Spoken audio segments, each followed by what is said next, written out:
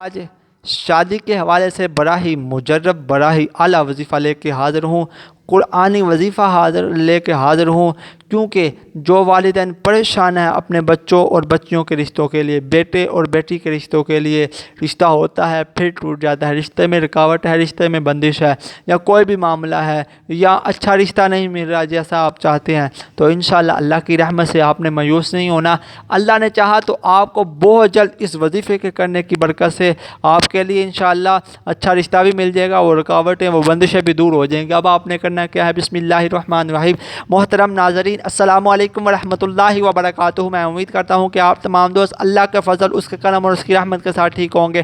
تو پیارے دوستو، آئیے ایک مرتبہ میں اور آپ مل کر پیارے آقا کی بارگاہ میں درود پاک پڑھتے ہیں۔ الصلاۃ والسلام علیک یا رسول اللہ وعلی آلک وصحبک یا سیدی یا حبیب اللہ۔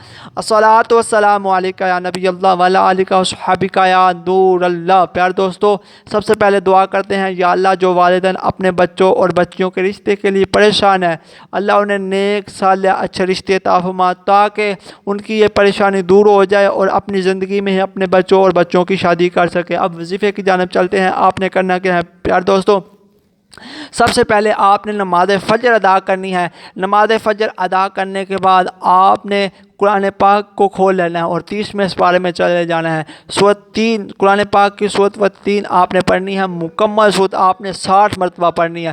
اول آخر آپ نے درود پاک پڑھنا ہے 3 مرتبہ، اور 60 مرتبہ آپ نے سورۃ 3 پڑھنی ہے، اور 40 دن آپ نے مسلسل اس عمل کو کرنا ہے۔ انشاءاللہ اللہ نے چاہا تو بہت جلد آپ کا شادی کا سبب بھی عطا ہو جائیں گے، اور نیک صالح رشتہ بھی ملے گا، رکاوٹیں بھی ختم ہو جائیں گی، بندشیں بھی ختم ہو جائیں گی شادی کے لیے۔